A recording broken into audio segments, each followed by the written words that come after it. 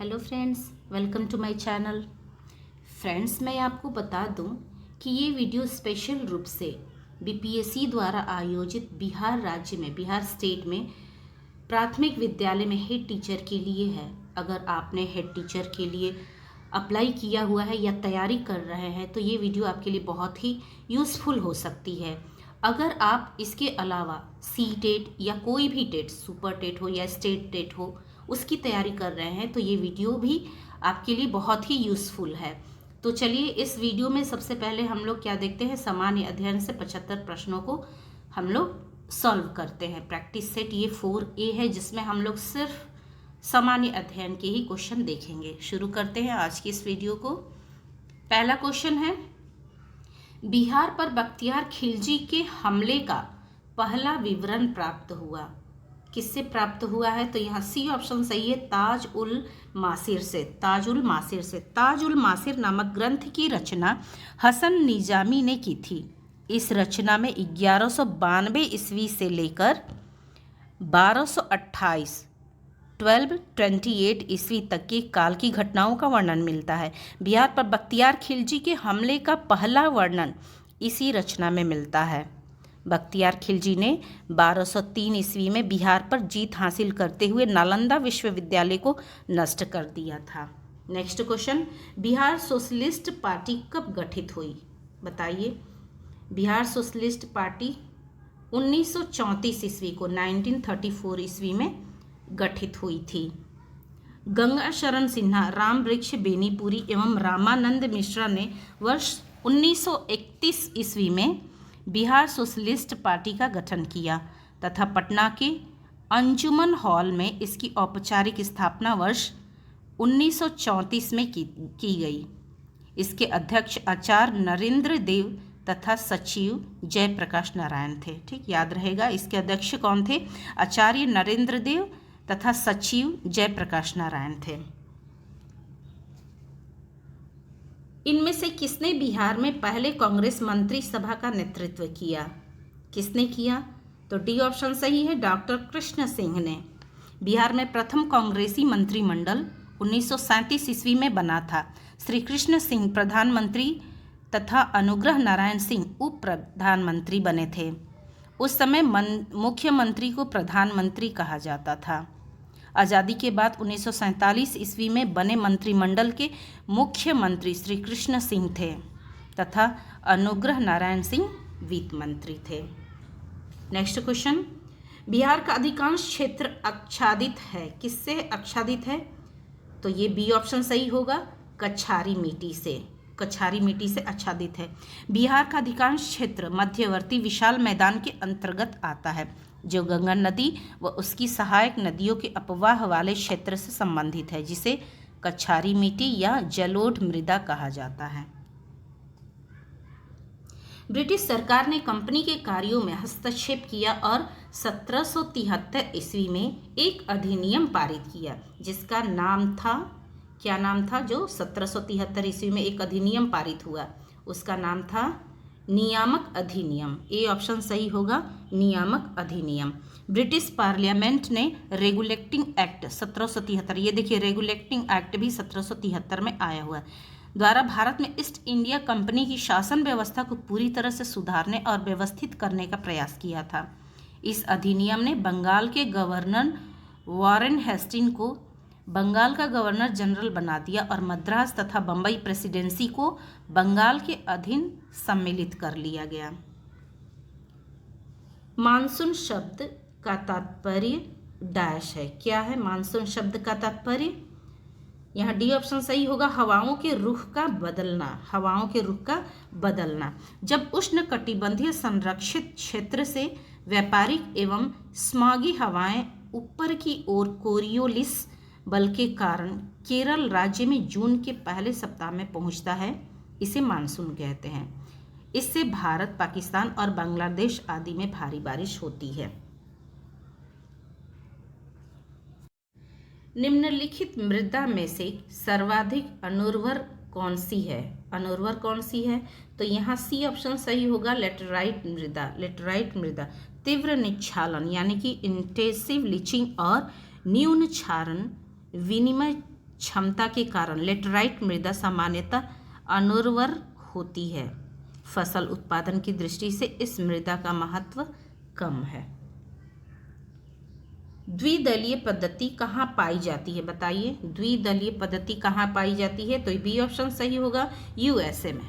USA में द्विदलीय पद्धति वह राजनीतिक प्रणाली है जहां सरकार में दो बड़ी राजनीतिक पार्टियां प्रबल होती है। संयुक्त राज्य अमेरिका में दो पार्टी पद्धति एक ऐसी व्यवस्था का वर्णन करती है जिसके अंतर्गत उसके सभी निर्वाचित सरकारी सदस्य सिर्फ दो बड़ी पार्टियों से संबंधित होते हैं। ठीक है। रानी की वाव में अधिकांश मूर्तियां किसकी भक्ति में है? रानी की वाव में अधिकांश मूर्तियां किसकी भक्ति में है, बताइए। तो यहाँ डी ऑप्शन सही होगा, विष्णु। रानी की वाव भारत के गुजरात राज्य के पाटण में स्थित प्रसिद्ध बावड़ी सीढ़ीदार कुआं है, इसे 1603 ईस्वी में सोलंकी शासक के राजा भीमदेव प्रथम की स्मृति में उसकी पत्नी रानी उदयामती बनवाई थी। इसमें भगवान विष्णु के विभिन्न अवतारों को दिखाया गया है। तो भगवान विष्णु, डी ऑप्शन सही होगा। नेक्स्ट क्वेश्चन, खाली उदर के श्लेष्मल अस्तर में पाए जाने वाले वलन क्या है? श्लेष्मल अस्तर में पाए जाने वाले वलन क्या है, बताइए। खाली उदर की श्लेष्मल अस्तर में पाए जाने वाले वलन, तो ये सी ऑप्शन सही होगा, रुगई। रुगई, ठीक। अमाशय स्टोमक के भीतरी अस्तर वलनों से भरे होते हैं। ठीक है। अमाशय स्टोमक के भीतरी अस्तर वलनों से भरे होते हैं, जिसे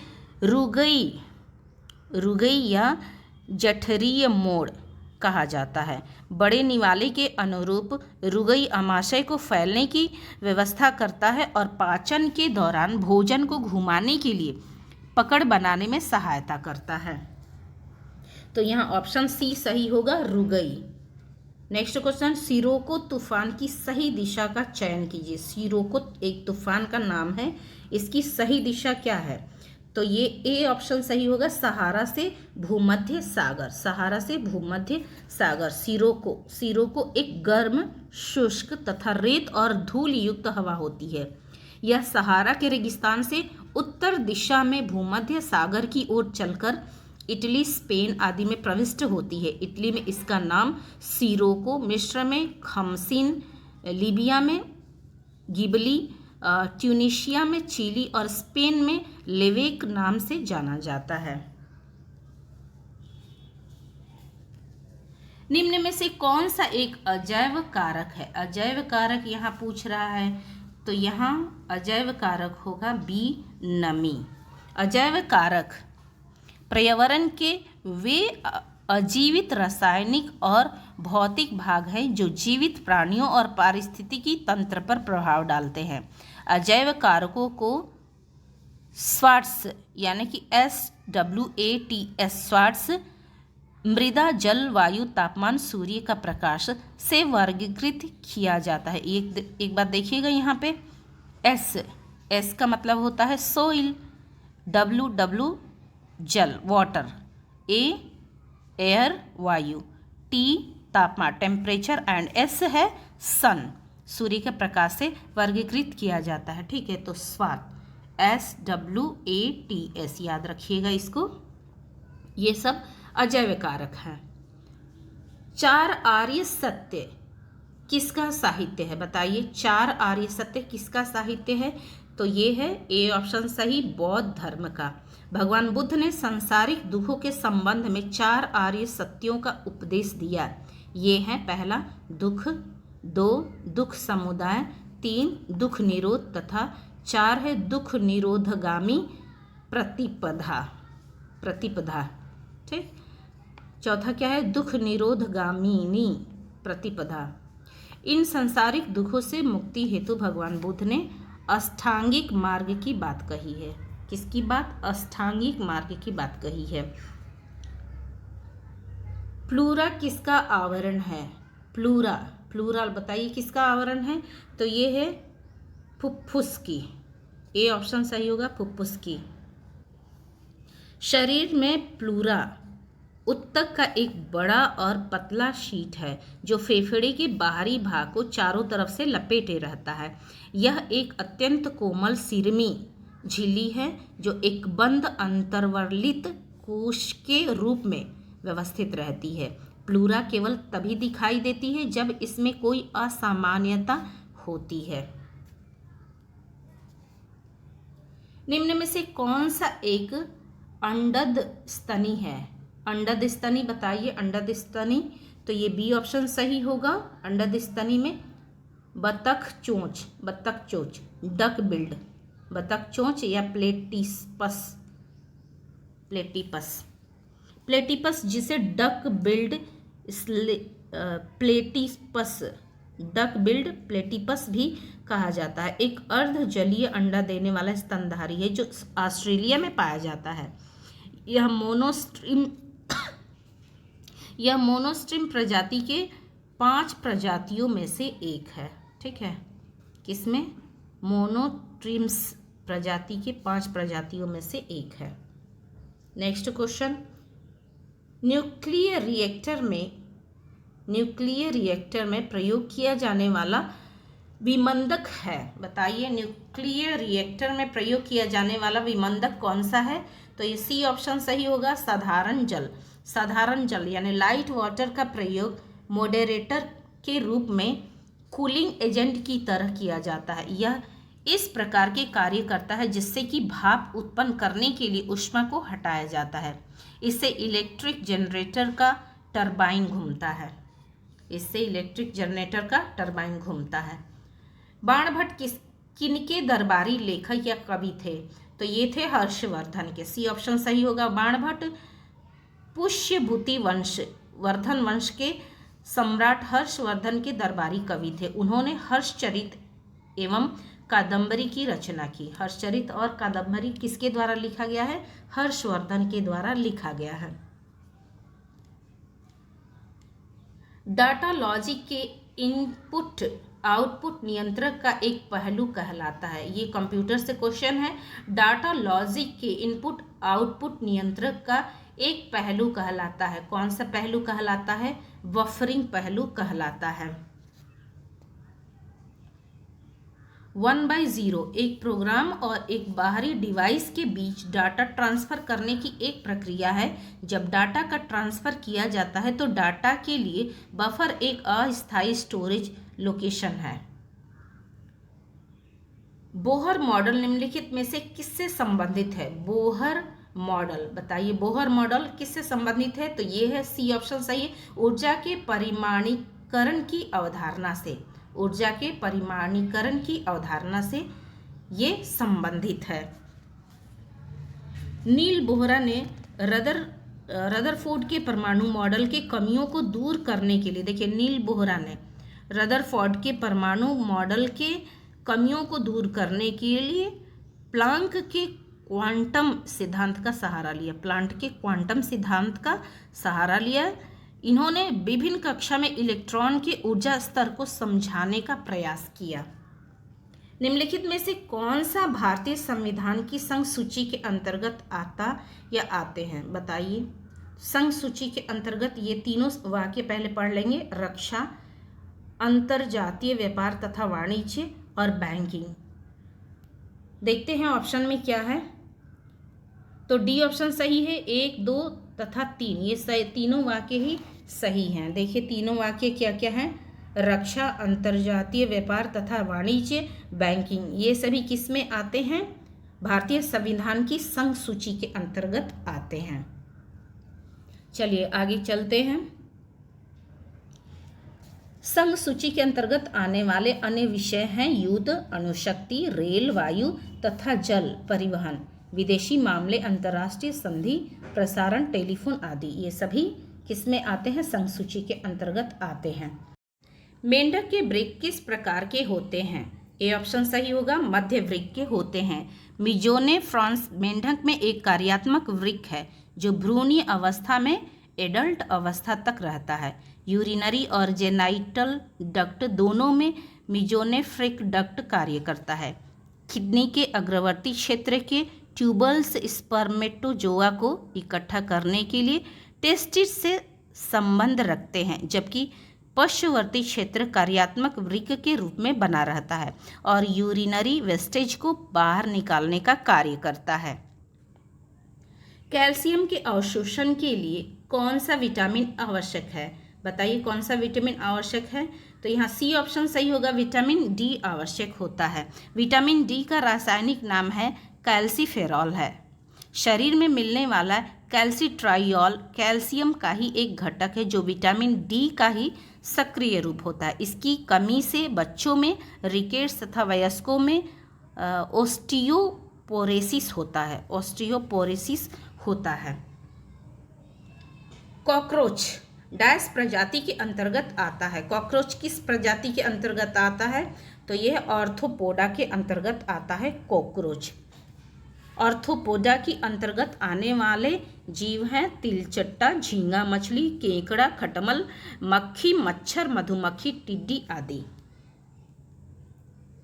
सामान्यतः टूटी हड्डियों को सेट करने के लिए प्रयोग किए जाने वाले प्लास्टर ऑफ पेरिस का रासायनिक नाम क्या है? यहाँ बताइए प्लास्टर ऑफ पेरिस का रासायनिक नाम क्या है? Calcium sulphate. बी ऑप्शन सही होगा, कैल्शियम सल्फेट।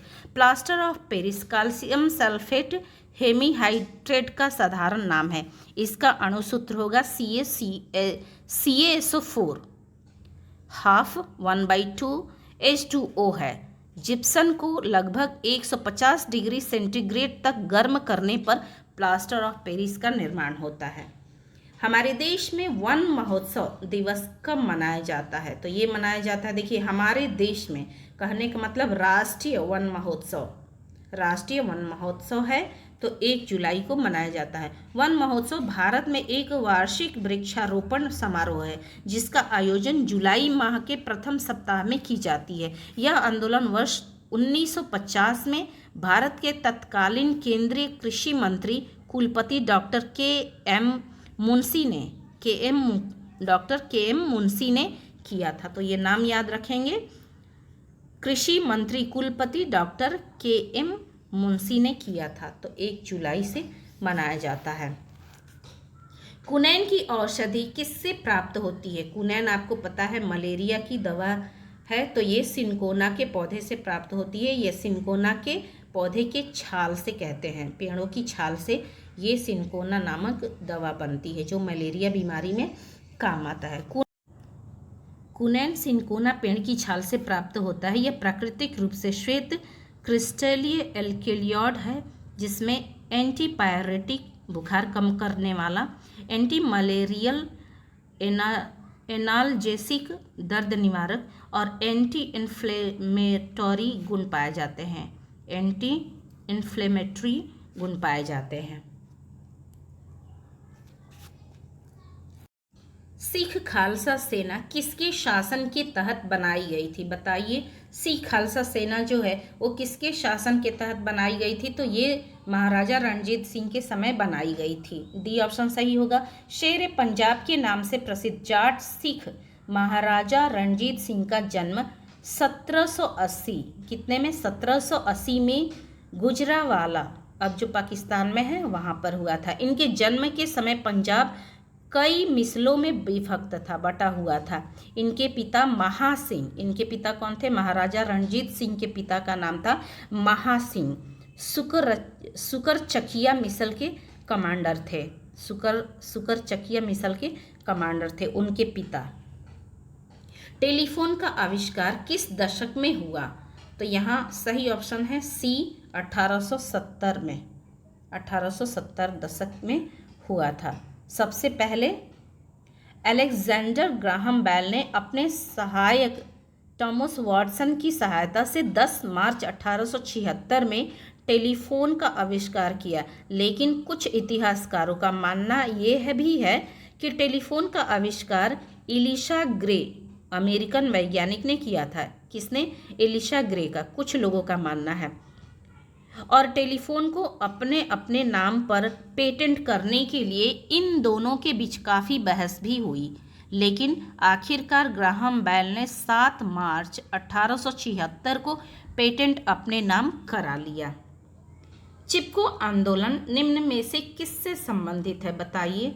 तो पौधा संरक्षण से, पेड़ संरक्षण से संबंधित है चिपको आंदोलन। चिपको आंदोलन 1973 ईस्वी में उत्तराखंड के चमोली जिले में, उत्तराखंड के किस जिले में? चमोली जिले में प्रारंभ हुआ था। महिलाओं का एक समूह पेड़ से चिपककर उनको काटने का विरोध करता था। धीरे धीरे यह पूरे उत्तराखंड और हिमालय क्षेत्र में फैल गया।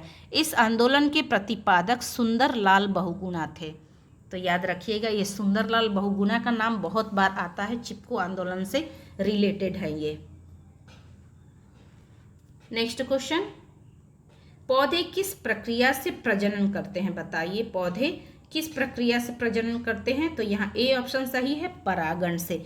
परागण प्रक्रिया में पराग का पौधों के एंथर यानी नर भाग से स्टिग्मा मादा भाग में स्थानांतरण होता है। इसके अभाव में निषेचन और प्रजनन की क्रिया संभव नहीं है। यह प्रक्रिया पुष्प लगने वाले पौधे एंजियोस्पर्म में संपन्न होती है। एंजियोस्पर्म में संपन्न होती है। कौन सी नदी सबसे बड़े कृषि योग्य क्षेत्र को लाभ पहुंचाती है? तो ये है गंगा, नो डाउट। भारत में गंगा बेसिन का पूरा अपवहन तंत्र मुख्य रूप से 8 राज्यों के अंतर्गत आता है। भारत में कुल सिंचित क्षेत्र का लगभग 47% भाग अकेला गंगा बेसिन में स्थित है। बुद्धवाद और जैनवाद विरोधी आंदोलन आवश्यक रूप से निम्न के विरुद्ध थे। अब बताइए, बुद्धवाद और जैनवाद विरोधी आंदोलन जो थे वो आवश्यक रूप से निम्न के किसके विरुद्ध थे? तो ये थे, बी ऑप्शन सही होगा, ब्राह्मणों के रीति रिवाजों तथा औपचारिकताओं के। ब्राह्मणों के रीति रिवाज और औपचारिकताओं के ये विरोधी थे। तो ये है 32। बुद्धवाद और जैनवाद अनिश्वरवाद धर्म थे इन्होंने ब्राह्मणों के रीति रिवाजों एवं कर्म कांडों का विरोध किया था। इनके अनुसार ब्राह्मणों के कर्म कांड और यज्ञ एक जीर्ण नाव के समान है जो संसार सागर से मनुष्य को पार नहीं ले जा सकती है। नेक्स्ट, सिंधु घाटी सभ्यता की पहचान निम्न में है। क्या है पहचान सिंधु घाटी सभ्यता की? तो ये डी, शहर योजना प्रणाली। शहर योजना प्रणाली। सिंधु घाटी सभ्यता की मुख्य विशेषता शहर योजना प्रणाली थी। सिंधु घाटी में चौड़ी सड़कें एक दूसरे को लंबवत काटती थी। मकान पक्की एवं कच्ची ईंटों के बनाए जाते थे। नाली एवं सफाई की व्यवस्था भी उत्तम थी। ठीक, आगे चलते हैं। 4 आश्रम निम्न में से संबंधित है। निम्न से संबंधित है, बताइए। 4 आश्रम है वो जीवन के 4 चरणों से संबंधित है। ए ऑप्शन सही रहेगा। प्राचीन काल में जीवन को 100 वर्ष का मानकर 25-25 वर्ष के 4 चरणों में विभाजित किया गया था। प्रत्येक चरण को आश्रम की संज्ञा दी गई थी जो इस प्रकार है।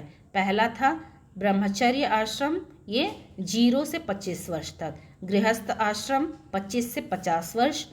तीसरा वानप्रस्थ आश्रम 50 से 75 वर्ष। और लास्ट है संन्यास आश्रम 75 से 100 वर्ष। भारत में वित्तीय आपातकाल अधिकतम कितनी अवधि के लिए बढ़ाया जा सकता है? बताइए। भारत में वित्तीय आपातकाल अधिकतम कितनी अवधि के लिए बढ़ाया जा सकता है? तो ये है ऑप्शन डी, अनिश्चित काल तक के लिए बढ़ाया जा सकता है। अनुच्छेद 360 के तहत वित्तीय आपात की घोषणा राष्ट्रपति द्वारा तब की जाती है जब उसे विश्वास हो जाए कि ऐसी स्थिति विद्यमान है जिसके कारण भारत के वित्तीय स्थायित्व या साख को खतरा है। इसकी अधिकतम समय सीमा निर्धारित नहीं की गई है। तो इसका ऑप्शन डी होगा, अनिश्चित काल तक। विद्युत मोटर परिवर्तित करती है। क्या परिवर्तित करती है? ऑप्शन डी, विद्युतीय ऊर्जा को यांत्रिक ऊर्जा में परिवर्तित करती है।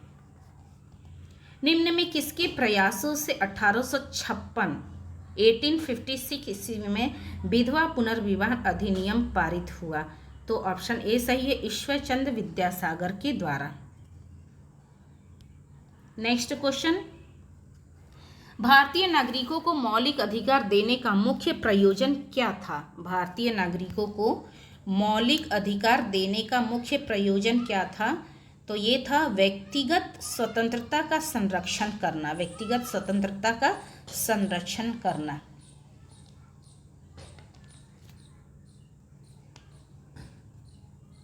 देखिए एक बार फिर से 37, यहाँ कुछ मिसिंग है, आपके क्वेश्चंस छूट गए हैं, यहाँ मैं वैसे पढ़ दे रही हूँ। देखिए 41 एक बार हम लोग देख लेते हैं, फिर बाकी के हम लोग 37 के बाद से पढ़ लेते हैं।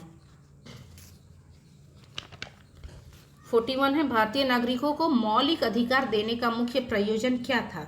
तो ये था व्यक्तिगत स्वतंत्रता का संरक्षण करना, व्यक्तिगत स्वतंत्रता का संरक्षण करना। भारतीय संविधान के भाग 3 में अनुच्छेद 12 से 35 के अंतर्गत मौलिक अधिकारों का वर्णन किया गया है। मौलिक अधिकार लोकतांत्रिक शासन व्यवस्था के आधारभूत तत्व होते हैं। ये अधिकार व्यक्ति के पूर्ण शारीरिक, मानसिक एवं नैतिक विकास को सुरक्षा प्रदान करते हैं। नेक्स्ट क्वेश्चन, प्लासी युद्ध के समय बंगाल के नवाब कौन थे? तो ये थे सिराजुद्दौला, सिराजुद्दौला थे बंगाल के नवाब। रॉबर्ट क्लाइव के नेतृत्व में अंग्रेजी सेना और बंगाल के नवाब सिराजुद्दौला की सेनाएं 23 जून 1757 को मुर्शिदाबाद के दक्षिण में स्थित प्लासी नामक गांव में आमने सामने हुई। सिराजुद्दौला की सेना में जहां एक ओर मीर मदन और मोहनलाल जैसे देशभक्त थे, वहीं मीर जफर जैसा धोखेबाज भी था। मीर जफर अपनी सेनाओं के साथ निष्क्रिय रहा। क्लाइव बिना युद्ध के विजयी रहा और मीर जफर को बंगाल का नवाब बना दिया गया। भारत का संविधान कैसा है? बताइए भारत का संविधान कैसा है? भारतीय संविधान, यहाँ ऑप्शन ए सही रहेगा, सबसे विस्तृत संविधान है। भारतीय संविधान अमेरिकी संविधान की तरह लिखित है, न कि ब्रिटेन की तरह अलिखित तथा परंपराओं एवं प्रथाओं पर आधारित है। भारतीय संविधान विश्व का सर्वाधिक लंबा एवं विस्तृत संविधान है। मूल संविधान में 22 भाग, 8 अनुसूचियाँ एवं 365 अनुच्छेद थे। वर्तमान में संविधान में 12 अनुसूचियाँ हैं। देखिएगा यहाँ पे कितने भाग थे? मूल संविधान में 22 भाग थे, 8 सूचियाँ थी, 8 अनुसूचियाँ थी, लेकिन अब के समय में 12 अनुसूचियाँ हो गई हैं। अनुच्छेद 395 थे। इस तरह से हमारा पूरा संविधान कंप्लीट है। देखते हैं हम लोग क्वेश्चन, यहाँ से 37 के बाद 38 देख लेते हैं। 38 क्या है क्वेश्चन? भारत में अंग्रेजी शिक्षा के परिचय के लिए, देखिए भारत में अंग्रेजी शिक्षा के परिचय के लिए मुख्य रूप से कौन उत्तरदायी हैं? तो भारत में अंग्रेजी शिक्षा के परिचय के लिए मुख्य रूप से उत्तरदायी है लॉर्ड मैकेले। लॉर्ड मैकेले उत्तरदायी हैं।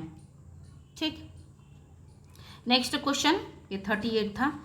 39 है, राज्यसभा ने किस तारीख को विवाह कानून संशोधन विधेयक 2012 पारित किया? विवाह कानून संशोधन विधेयक 2012 पारित किया। तो ये किया था 26 अगस्त 2013, 26 अगस्त 2013।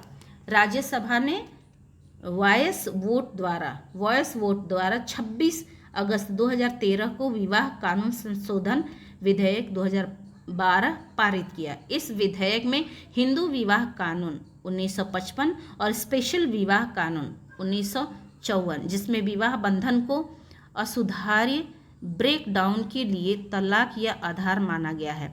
यह कानून संशोधन किसी महिला को अपने पति की संपत्ति में हिस्सा लेने का अधिकार भी उपलब्ध कराता है।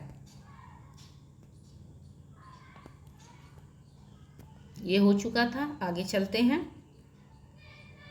उपासिकाएं कौन थी? उपासिकाएं बताइए, उपासिकाएं कौन थी? उपासिकाएं, तो सी ऑप्शन सही है, बौद्ध धर्म की सामान्य सदस्य। बौद्ध धर्म की सामान्य सदस्यों को हम लोग क्या बोलते हैं? उपासिकाएं बोलते हैं।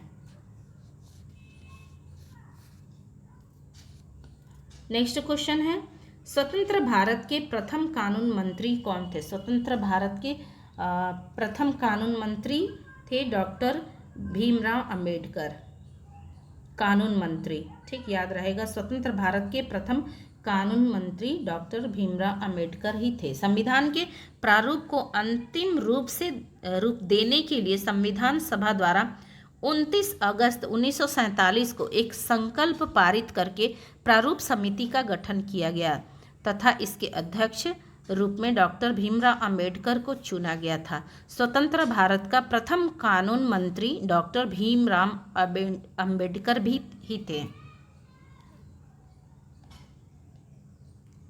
आइंस्टीन को नोबेल प्राइज किस कार्य पर मिला? बताइए। आइंस्टीन जो थे उनको नोबेल प्राइज जो है वो किस कार्य के लिए दिया गया था?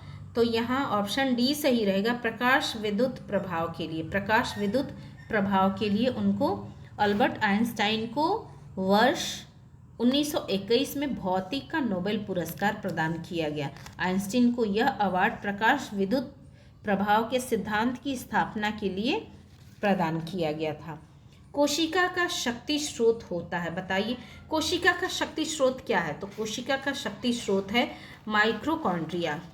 माइटोकॉन्ड्रिया जो है वो कोशिका का शक्ति स्रोत होता है। माइटोकॉन्ड्रिया को कोशिका का शक्ति स्रोत कहते हैं। इसकी भीतरी झिल्ली में इलेक्ट्रॉन अधिगमन तंत्र के कारण यहाँ एटीपी अणु संश्लेषित होते हैं। आवश्यकता पड़ने पर कोशिका इन्हीं अणुओं से ऊर्जा प्राप्त करती है, इसलिए इन्हें ऊर्जा की मुद्रा एनर्जी करेंसी भी कहते हैं। नेक्स्ट क्वेश्चन, भारतीय कृषि पर वैश्वीकरण के मुख्य प्रभाव से किसका विकास हुआ?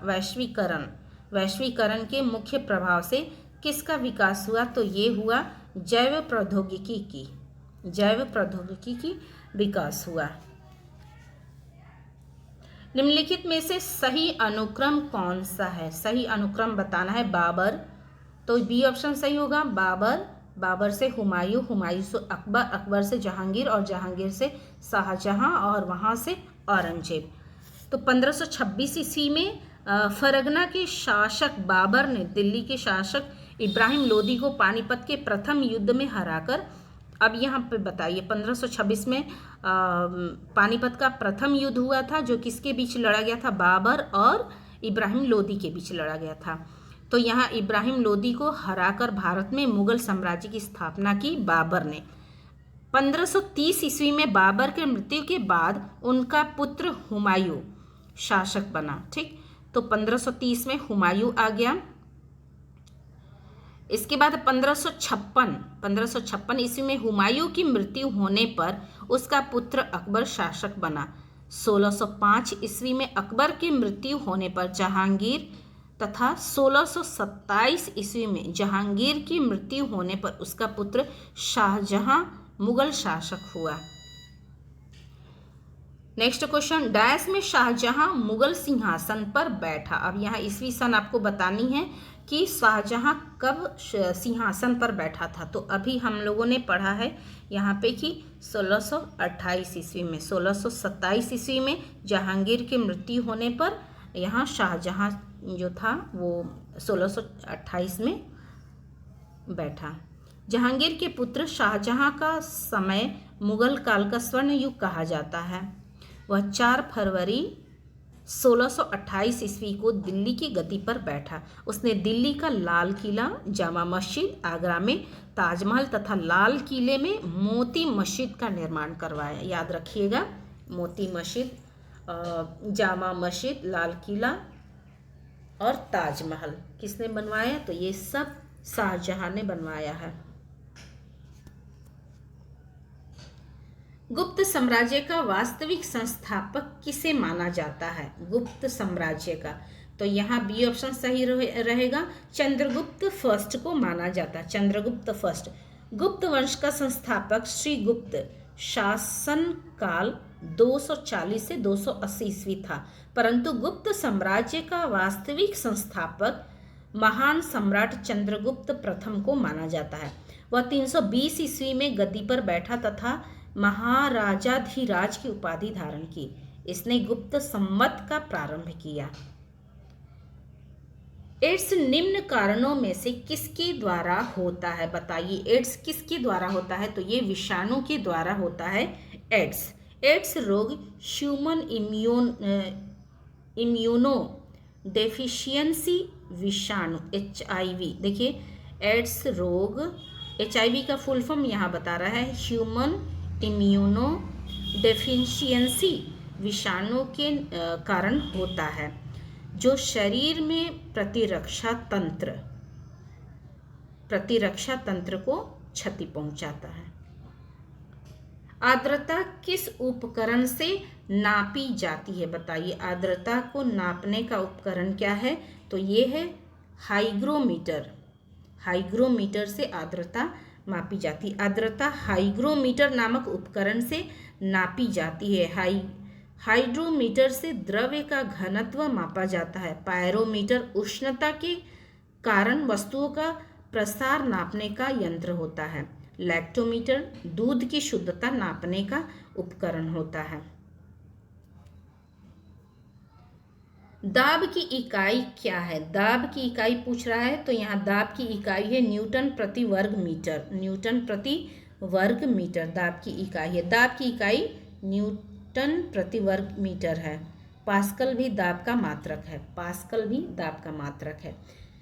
नेक्स्ट क्वेश्चन, चंद्रमा की सतह पर उतरने वाला पहला व्यक्ति कौन था? नील आर्मस्ट्रांग, सभी जानते हैं।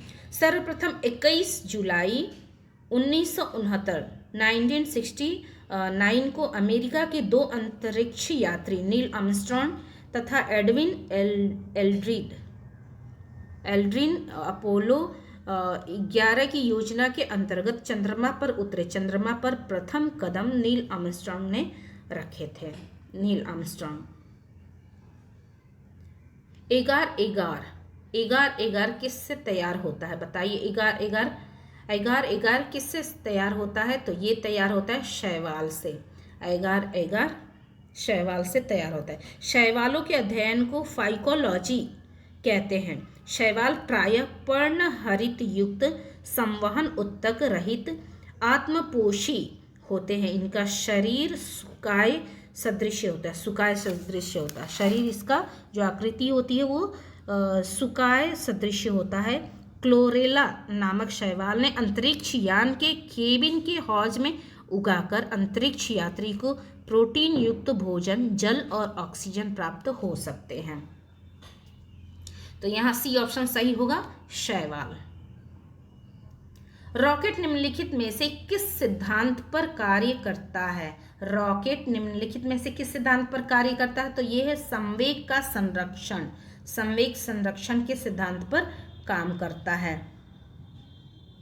विमान की उड़ान में न्यूटन का तीसरा नियम या संवेग संरक्षण नियम को अभिव्यक्त करता है। इसमें ईंधन की दहन से पैदा हुई गैसें बाहर निकलती है और इसकी प्रतिक्रिया रॉकेट को धकेलती है। यह एक ऐसा उदाहरण है जिसमें वस्तु का द्रव्यमान परिवर्तित होता रहता है, क्योंकि रॉकेट में से गैस निकलती है। सुवर्ण भूमि का वह राजा कौन था जिसने नालंदा में एक बौद्ध विहार की स्थापना की तथा उसके रख रखाव हेतु अपने दूत द्वारा देवपाल के 5 गांव दान में देने के लिए प्रार्थना की? तो ये था ऑप्शन सी, बालपुत्र देव। बंगाल के पालो वंशीय शासक देवपाल 810 से 850 ईस्वी ने सुमात्रा और जावा के शैलेंद्रवंशी शासक बालपुत्र देव द्वारा बनाए गए बौद्ध विहार के अनुरक्षण के लिए 5 गांव अनुदान में प्रदान किए। पृथ्वी की सतह पर जी का मान किस कारण परिवर्तित होता है? बताइए, जी का मान, ग्रेविटी का मान। तो ये है सी ऑप्शन सही, पृथ्वी के घूर्णन और आकार दोनों के कारण। पिछले हम लोग प्रैक्टिस सेट में भी इसको देखे थे। तो जी का मान किस कारण परिवर्तित होता है? पृथ्वी के घूर्णन और आकार दोनों के कारण होता है। पृथ्वी तल पर गुरुत्व जनित त्वरण जी का मान न्यूनतम भूमध्य रेखा इक्वेटर पर तथा महत्तम मैक्सिमम ध्रुवों पोल्स पर होता है, जिसके 2 कारण हैं। पहला पृथ्वी का आकार तथा दूसरा पृथ्वी का अपनी अक्ष के चारों ओर घूमना। वह दर्रा जो सर्वाधिक ऊंचाई पर अवस्थित है।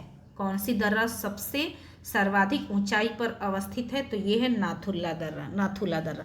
विकल्प में दिए गए दर्रों की ऊंचाई देखिए क्या है। जोजिला दर्रा 11,575 फीट, ध्यान रखिएगा, जोजिला दर्रा 11,575 फीट। रोहतांग दर्रा, रोहतांग सुरंग भी बोलेंगे, रोहतांग दर्रा ये 13,050 feet. Nathula 14,140 feet. Khyber 3,510 feet, याद रखिएगा। निम्नलिखित में से कौन सा तत्व सर्वाधिक विद्युत ऋणात्मक है? विद्युत ऋणात्मक है कौन सा तत्व? तो ये ऑप्शन ए सही है, फ्लोरीन। फ्लोरीन। विद्युत ऋणात्मकता किसी तत्व की परमाणु की वह क्षमता है जिससे वह साझेदारी की इलेक्ट्रॉन जोड़ी को अपनी ओर खींचती है। क्लोरीन की इलेक्ट्रॉन बंधुता सबसे अधिक होती है। बिहार किसान सभा, ध्यान रखिएगा, बिहार किसान सभा से कौन जुड़ा है?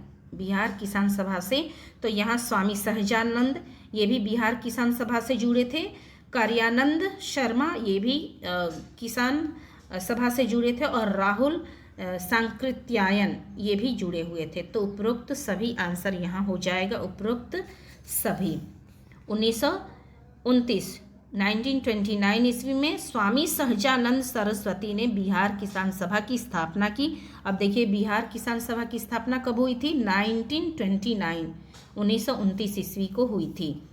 इससे जुड़े अन्य नेता थे राहुल सांकृत्यायन, यदुनंदन शर्मा, कार्यानंदन शर्मा, रामनंदन मिश्रा, किशोरी प्रसन्न सिन्हा और पुष्पोदय शर्मा आदि। तो ये नाम याद रखेंगे। क्लोरीन को एथिलीन में मिलाने पर क्या प्राप्त होता है? बताइए, क्लोरीन को एथिलीन में मिलाने पर क्या प्राप्त होगा? तो एथिलीन क्लोराइड प्राप्त होगा, एथिलीन क्लोराइड। क्लोरीन हरे पीले रंग की तथा तीखी और दम घोंटने वाली गंध की गैस है। यह बहुत ही विषैली गैस है। यह गले, नाक और फेफड़ों पर गहरा असर करती है। इसका मुख्य उपयोग ब्लीचिंग पाउडर के निर्माण में, विरंजक के रूप में तथा जल के रोगाणुनाशक के रूप में होता है। किस रक्त समूह के व्यक्ति सभी रक्त समूहों के रक्त को स्वीकार करते हैं? बताइए। सर्वग्राही। सर्वग्राही इसको बोलेंगे। कौन सबसे सर्वग्राही है? कौन सा ब्लड ग्रुप के पर्सन्स? तो यहाँ ए बी होगा, ए बी सही है, ये सबसे ले सकते हैं। ए बी रक्त समूह के व्यक्ति सभी रक्त समूहों के रक्त को स्वीकार कर सकते हैं, जबकि रक्त समूह ओ को वैश्विक दाता, सार्वत्रिक दाता कहा जाता है, क्योंकि इनमें कोई एंटीजन नहीं पाया जाता है। निम्नलिखित में से किस वर्ष में भारतीय खाद्य निगम FCI स्थापित किया गया? बताइए। निम्नलिखित में से किस वर्ष में भारतीय खाद्य निगम FCI स्थापित किया गया? तो ये किया गया 1965 ईस्वी में। भारत में खाद्य सुरक्षा सुनिश्चित करने हेतु भारतीय खाद्य निगम FCI की स्थापना 1964 ईस्वी में की गई। 31 रुपये में एक, अब यहाँ से शुरू होता है आपके मैथ के क्वेश्चंस। तो आप अपने से कोशिश करेंगे इसको सॉल्व करने के लिए। क्वेश्चन वैसे मैं पढ़ ही दे रही हूँ, सॉल्यूशन भी यहाँ पे है, लेकिन आप ट्राई कीजिएगा, या तो आप स्क्रीनशॉट भी ले सकते हैं क्वेश्चंस के और आप अपने से बनाकर सॉल्व करके देखिएगा। 31 रुपये में एक किताब बेचने पर एक व्यापारी को अपनी लागत की 7% की हानि होती है। कितना? 7% की। यदि वह उस किताब को 35 रुपये में बेचता है तो उसे लाभ या हानि हुई? बताइए। तो यहाँ बी ऑप्शन सही होगा, 5% लाभ। किस तरह से इतना लाभ हुआ? आप यहाँ पे देखिए किताब का क्रय मूल्य कितना हुआ? तो 31 गुने 100 बटा में 93 बटा में बराबर 100/3 रुपया। तो इसलिए अभिष्ट लाभ प्रतिशत क्या हो जाएगा? अब देखिए यहाँ पे, और इस तरह से आप सॉल्व कीजिए। चलते हैं। एक बच्चे ने 5 विषयों में से प्रत्येक में 75 अंक प्राप्त किए। प्रत्येक में 75 अंक प्राप्त किए। बच्चे द्वारा प्राप्त अंकों की माध्यिका क्या है? तो यहाँ भी 75 होगा। अब कैसे होगा यहाँ पे देख लीजिए। तो 5 विषय की बात कर रहा है, तो 5 + 1 बटा में 2, तो तीसरा पद क्या होगा, 75 ही होगा। 2000 रुपये पर 3 वर्ष में 5% वार्षिक ब्याज की दर से चक्रवृद्धि ब्याज कितनी है। यहाँ आपको चक्रवृद्धि ब्याज बताना है, तो आप सॉल्व कीजिए। आंसर आप देख ही रहे हैं, ए ऑप्शन सही है। किसी निश्चित सांकेतिक भाषा में 3589 को 2345 लिखा जाता है, तो उसी सांकेतिक भाषा में 6985 को कैसे लिखा जाएगा, बताइए कैसे लिखा जाएगा। तो यहाँ आप सॉल्व करके देखिए। किसी निश्चित सांकेतिक भाषा में LOAD को 9174 तथा DICE को 4865 लिखा जाता है, तो उसी सांकेतिक भाषा में IDEAL को कैसे लिखा जाएगा, बताइए। यहाँ पर दिया हुआ है आंसर, लेकिन आप खुद सॉल्व करेंगे तो बहुत अच्छा रहेगा। नेक्स्ट है, निम्न में लुप्त संख्या ज्ञात कीजिए। लुप्त संख्या आपको बतानी है, तो लुप्त संख्या क्या है, देखिए यहाँ लुप्त संख्या ज्ञात करना है। किस तरह से ये आया है, यहाँ पे देखिए।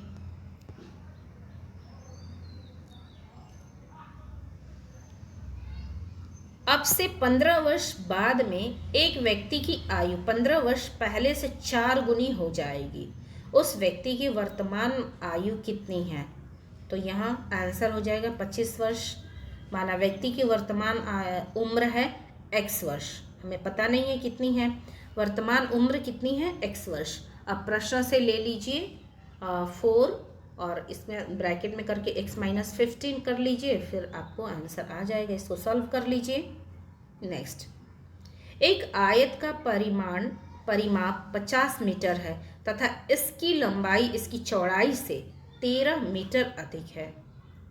इसकी लंबाई चौड़ाई से कितनी है, 13 मीटर अधिक है। तो इसका क्षेत्रफल है कितना है, इसका क्षेत्रफल आप सॉल्व करिए और आंसर खुद ब खुद पाइए। जिस प्रकार आदमी बच्चे से संबंधित है, उसी प्रकार पुष्प संबंधित है। किससे संबंधित है, तो ये कली से संबंधित है। नेक्स्ट क्वेश्चन और लास्ट क्वेश्चन है, यदि A का अर्थ जोड़ है, C का अर्थ भाग है, D का अर्थ गुणा है और B का अर्थ घटाना है, तो अब यहाँ पे देखिए एक बिल्कुल नंबर दिया हुआ है, आपको सॉल्व करके बताना है कि क्या हो जाएगा। तो फ्रेंड्स, मिलते हैं हम लोग अगली वीडियो में और उम्मीद करते हैं कि आप इस वीडियो को देखते हुए अपनी प्रैक्टिस जारी रखे होंगे और इसी तरह से आप प्रैक्टिस करते रहिए। मेरी तरफ से आपके लिए बेस्ट ऑफ लक है। मिलते हैं अगली वीडियो में। Bye bye.